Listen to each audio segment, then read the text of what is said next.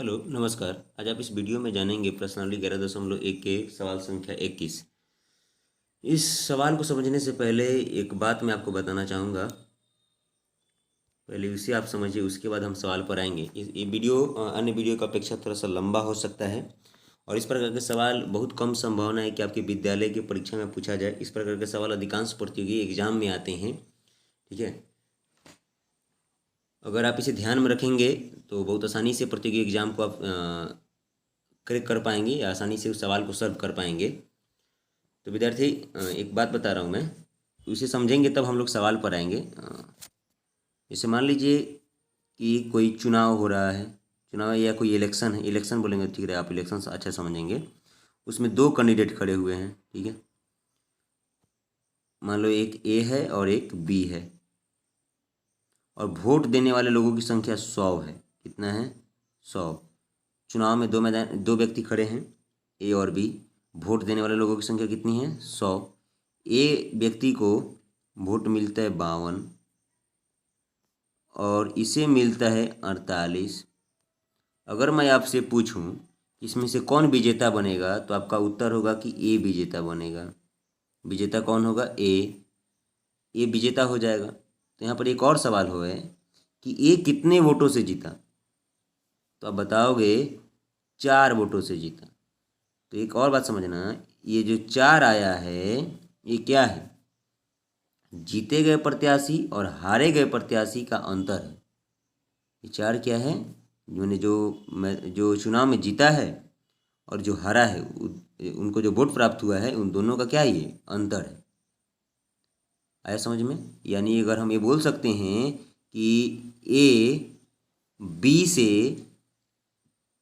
4 मतों से जीता, ए बी से 4 मतों से जीता, यानी 4 वोट उसको ज़्यादा मिले तो बी जीत गया। तो इसका मतलब जो 4 आया वो क्या है? अंतर है। किसका? ए का मिले वोट का और बी के मिले वोट का। अब आते हैं हम लोग सवाल पर। एक चुनाव में 2 उम्मीदवार थे। उम्मीद है कि ये बात आपको समझ में आ गया हो, जो भी मैंने अभी आपके साथ आपको बताया। एक एक चुनाव के 2 उम्मीदवार थे जिनमें कुल मतदाताओं में से 5% ने अपना वोट नहीं दिया। जैसे मान लो 100 आदमी थे वोट देने वाले, जिसमें से 5% यानी 5 लोग नहीं दिए। कोई भी कारण हो सकता है, उनका वोटर ID कार्ड नहीं है या कि कोई अन्य कारण हो सकता है, कहीं बाहर चले गए हैं। तो जो जीता है उसको मिला है 48% वोट। जो जीत गया है 48% वोट मिला, लेकिन उसके साथ साथ वो 48% मिलने के बावजूद वो कितना वोट से जीता है? 2000। कितना से? 2000। जीता तो वही है और उसको वोट मिला है कितना? 48%। और कितना कितना वोट से जीता है? 2000। ये समझ रहे हैं आप? बताएं कि पराजित माने जो हारा है उसको कुल कितना वोट मिले। ठीक है, तो चलिए, पराजित मैंने आपको ये जो हार गया है उसको कितना वोट मिला है। ठीक है, तो सबसे पहले हम टोटल वोट निकालेंगे। क्या करेंगे? Total vote. देखिए विद्यार्थी, मैं इस जो भी मैंने 8 लगभग 10 या 12 वीडियो जो भी बनाया, मैं शॉर्टकट तरीके से बना रहा हूँ। जो 8वीं क्लास को इस तरह से नहीं पढ़ाया जाता है, लेकिन मैं ये सोच के बता रहा हूँ कि मैंने जो ऑफलाइन पढ़ाया बच्चों को, वो जो सरकारी किताब थी उसमें मैंने पूरा विस्तार से बताया। ये प्रैक्टिस के लिए मैं वीडियो साझा कर रहा हूँ। ठीक है, जिसके कारण आप इसे बहुत आसानी से इसे समझ पाएंगे। ठीक है, तो चलिए, मैंने मान लिया कि कुल वोट है 100। कितना? 100। 5% लोग नहीं दिए। 100 का 5% कितना होगा? 5 ही तो होगा। तो कितना परसेंट लोग दिया? 95%। कुल वोट कितना था? 100। और मैं मानने को बोल रहा हूँ। 5% लोग नहीं दिया तो कुल वोट कितना रहा? मैं 5% नहीं दिया तो कितना बचा? मतलब 95 लोग दिए, इसी में 95 में से ही हार जीत होगी, क्योंकि 5% वाले तो चले गए, किसी कारणवश से वोट नहीं दिए। हार जीत किससे होगी? 95% से ही होगी।